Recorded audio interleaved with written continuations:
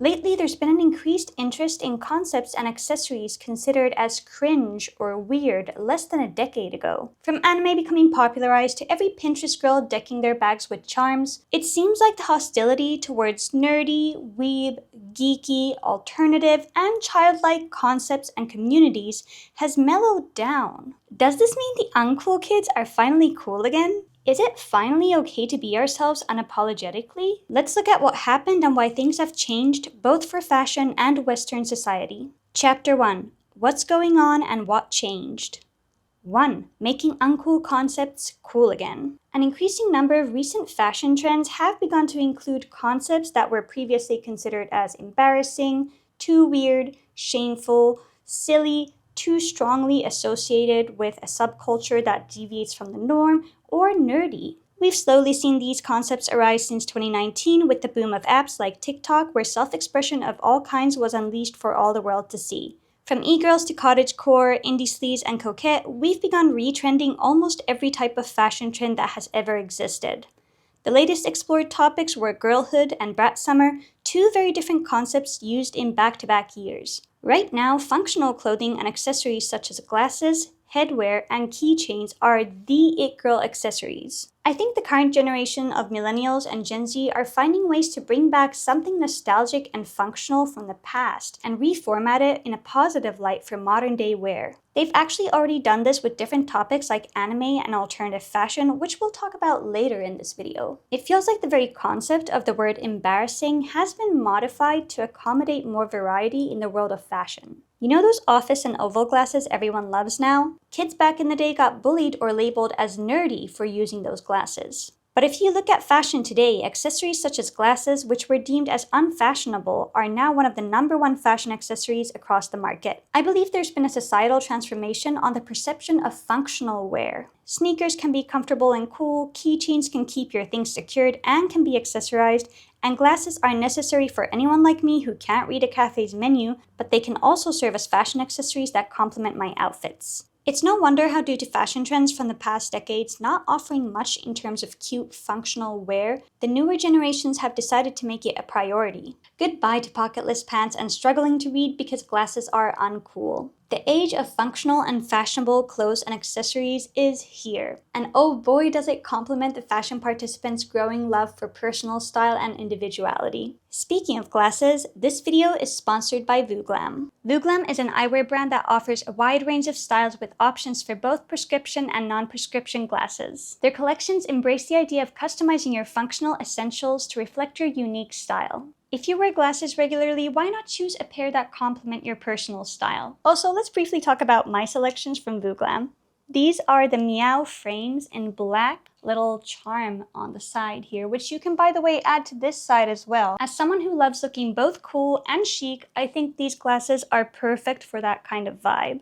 And also, as most of you know, I have two kitties of my own, so this feels very on theme for me. Next up, we have the Echo Hamida in brown. These are a gorgeous tortoiseshell pattern. I am very into this style. I also like how round they are. I think it's a gorgeous option when you're somebody who wants something a little bit more neutral or minimalist with your outfits. And these are the Odela frames in the color multicolor. I think they're very edgy and very cool, and I feel like I could wear these to a lot of different events. I feel like these glasses add a lot of personality to my outfits. Lastly, we have the Nargis glasses in black sunglasses. These are definitely going to help me create an amazing first impression. As someone who relies on prescription eyewear and values thoughtful design, I appreciate that Vooglam offers options that are both practical and stylish. No matter your style, you're bound to find the perfect frames for you. And if you spend hours looking at screens like I do, they also offer blue light blocking lenses and convenient online prescription services. It's a great way to take care of your eyes without compromising your style. So if you're looking for functional and stylish frames, visit the Vooglam Trend book page and start creating your own trend today. 2. The return of anime in Western society and fashion. If you've been online for the last week, you'll have noticed the AI Ghibli trend surfacing everywhere, with users turning their pictures into AI-generated Ghiblified versions. This is a huge slap in Hayao Miyazaki's face, who clearly expressed his displeasure with AI technology, but that's not what we're talking about today.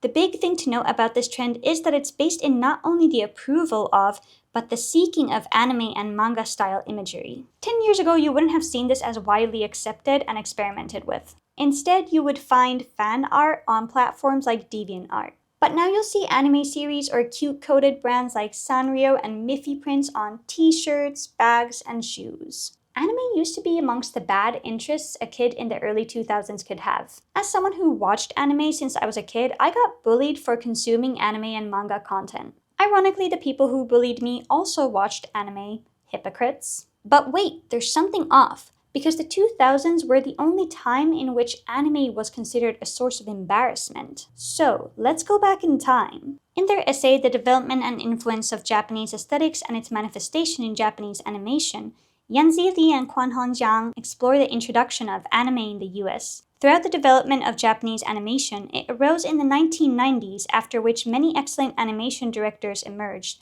such as Hayao Miyazaki, Yamada Naoko, Anno Hideaki, whose works hold respective characteristics. Li and Jiang continued to research how Japanese works have influenced popular mainstream American content. In recent years, many movies and TV works in Europe and America, even some in mainland China, are remade from classic Japanese manga, animation, games, and even popular novels. For example, Alita: Battle Angel, scripted and produced by world-renowned filmmaker James Cameron and released in 2019, is based on Gun, a manga series drawn by Japanese artist Yukito Kishiro.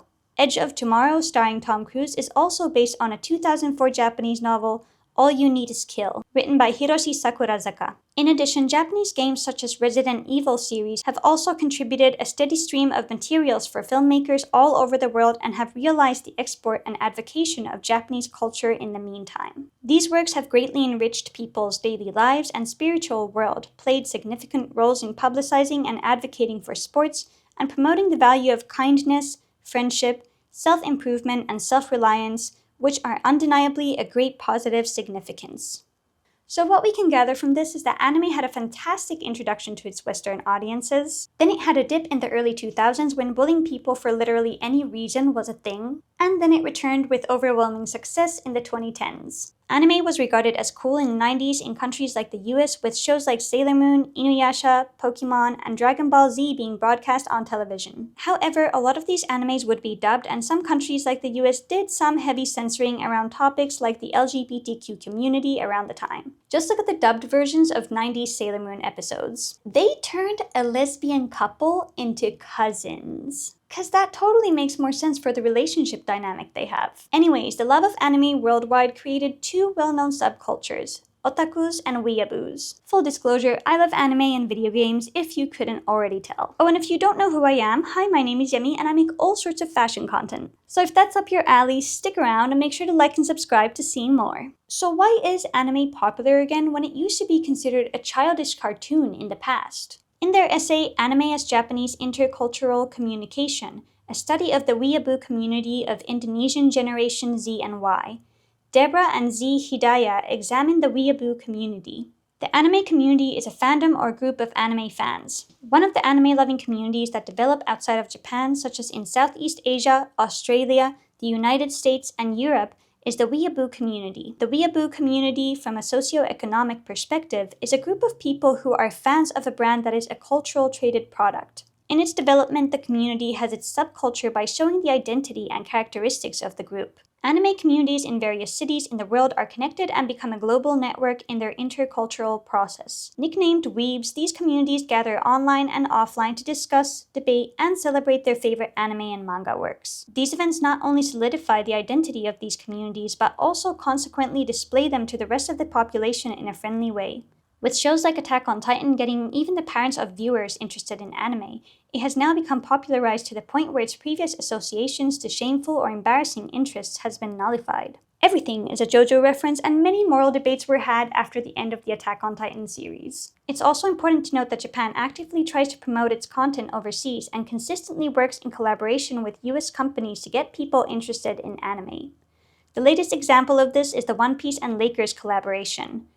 Debra and Hidayat point out that this is largely due to financial reasons. The anime industry by the Japanese Anime Association, consisting of 100 producers, announced that in 2016 it reached 2009 trillion yen in revenue. Revenues came from 9 areas including films, television series, and other for the distribution of the domestic market and overseas distribution. Aja said that 767.6 billion yen was obtained through overseas distribution, both film screenings and other types of screenings. The second largest producer, worth 562.7 billion yen, came from merchandising associated with various anime characters. Anime is not just a business that grows from the Japanese cultural industry, but acts as the nation's cultural ambassador to the world.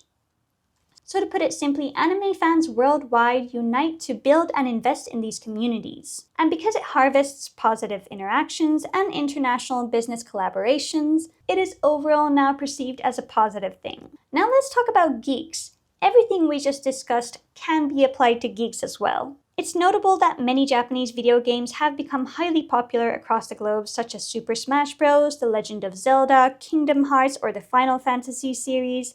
The list is honestly kinda endless. Like with anime, the shared love of video games can bond people from different cultures, and I've experienced this myself quite a few times. I remember recently at a party, I spoke with an American guy and a Brazilian woman, and I briefly mentioned video games to get a scope of their interests. The moment the American guy mentioned Kingdom Hearts, we were all locked into the conversation. We started reminiscing about our childhoods and sharing our opinions on the best game and characters in the franchise.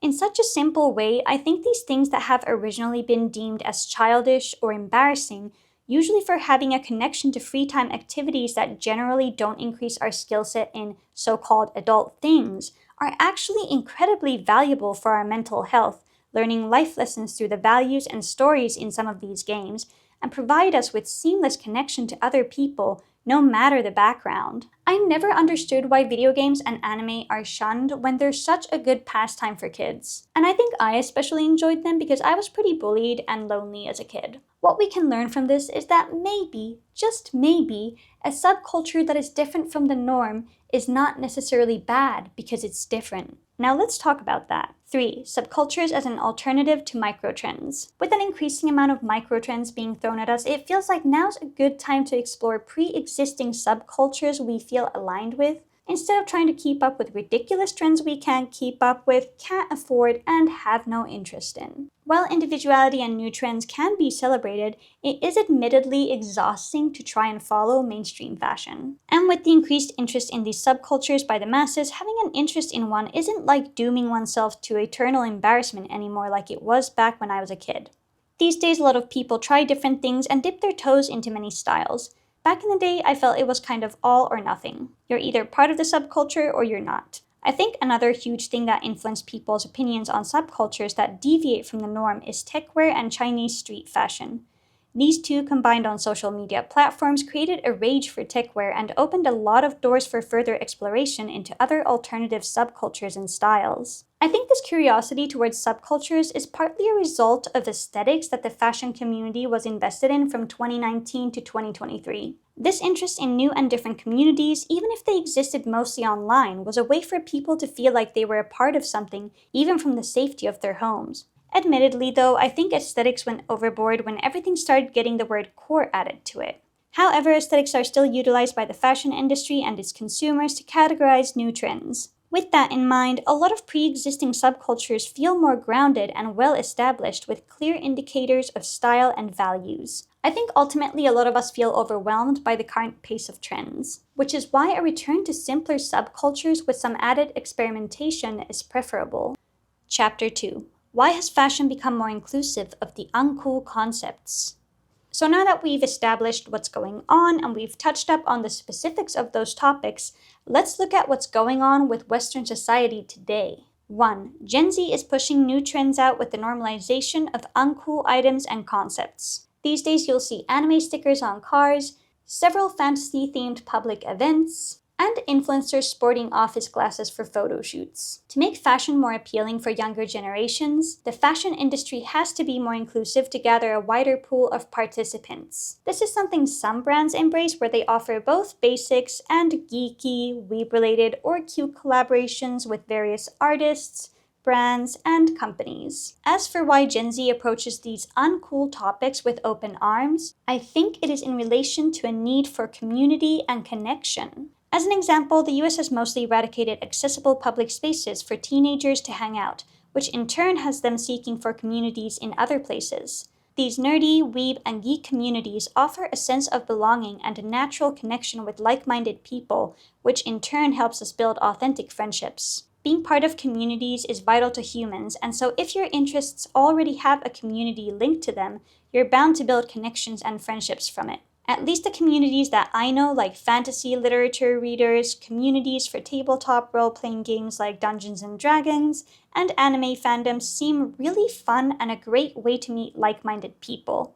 Authentic connection is hard to achieve naturally these days, so these online and offline events curate spaces for natural interactions to occur. A very recent example of these events is the Hatsune Miku lookalike contest in New York City, which had a great turnout and all kinds of people attending and participating. There are also long-established communities like the Tolkien fandom, which still has ongoing film, TV, and musical productions in the making. And while I don't support J.K. Rowling for being basically anti-LGBTQ, it is notable that her fandom is still going strong, especially with the millennials who grew up with the books and movies.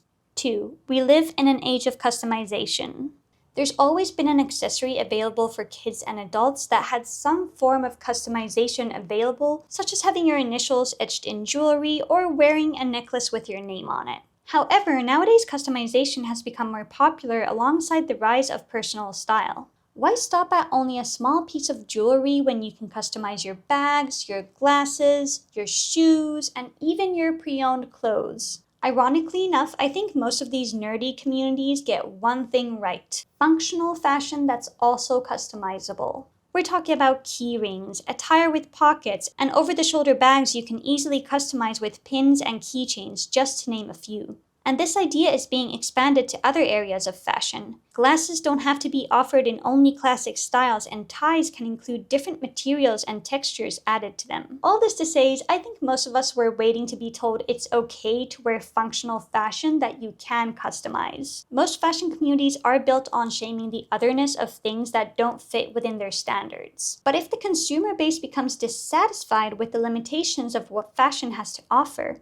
the industry has to adjust according to its consumers' needs. I'm sure we all have interests we'd love to express more broadly on the outside, but often the hesitation to do so comes from a place of fear of rejection. I think millennials and Gen Z especially are fed up with being told how things are supposed to be, whether it's in fashion or everyday life. And so it makes sense that we demand for more variety and acceptance across the board. And I see this affect me as well because I've started expressing the more weeb-coded parts of my style recently as well. In their essay, Can Mass Customization Slow Fashion Down? The Impact on Time to Disposal and Willingness to Pay, Alptekinoglu et al. Discuss the need for mass customization. Mass customization, dubbed the holy grail of manufacturing, is an operations and supply chain management paradigm that rivals mass production. Pine, who popularized the concept, defines mass customization as developing, producing, marketing, and delivering affordable goods and services with enough variety and customization that nearly everyone finds exactly what they want. We can see this customizability being brought into some markets, such as how some brands offer customizable prints for their bags, shoes, and clothes, making the purchase feel more unique and intentional for the consumer. 3. Fashion is slowly shifting from a linear model to a cyclical one. The fashion industry has been focusing on a linear model, which prioritizes mass production and consumption of fashion items, most of which are made from non-recyclable, nor reusable, or durable materials. As we're all aware by now, this model has led to fashion becoming one of the biggest sources of pollution. And as consumers become increasingly aware of this, change is evidently demanded, especially from fast fashion brands that market themselves as higher quality. In her essay, The Shift from Fast Fashion to Socially and Sustainable Fast Fashion, the pivotal role of ethical consideration of consumer intentions to purchase Zara, Veronica Baena discusses the consequences of a linear model and how there has been a gradual transition to a cyclical model in which fashion would follow cycles that repeat every 20 years. This would allow for mass production to slow down and help with the pollution issue. Another reason why fashion must gradually shift from the linear model is because of the economical state of most countries right now. People can't afford to be consumers when the unemployment rate is rising, rent prices are rising, and the median household incomes have not increased to keep up with the cost of living. The gap between the wealthy and the poor in the US keeps increasing, leading for there to be less and less consumers to buy non-essential items. Of course, adults with money can choose what they spend it on, but millennials who grew up as part of fandoms or communities of certain media will most likely be investing their money in branded merchandise rather than fashion items. Conclusion. I could keep talking about many different topics related to these topics, such as what's going on in K-pop right now, or how digital spaces affect our perception of fashion and such, but I think you get the message. I feel like this is such a big topic that I could honestly spend a lot of time talking about one specific topic within the topics. Let me know if there's something you'd like me to discuss related to any of these topics in the future though. I'm definitely interested in exploring fashion through different media like video games and anime. But with regards to today's topic, what do you think? Will these uncool tropes be able to remain in the favor of fashion and its communities? Or will they too turn into short-lived trends? I for one am hopeful that this experimentation with previously proclaimed uncool concepts and tropes would continue to expand to a point where we as individuals feel comfortable expressing our different interests.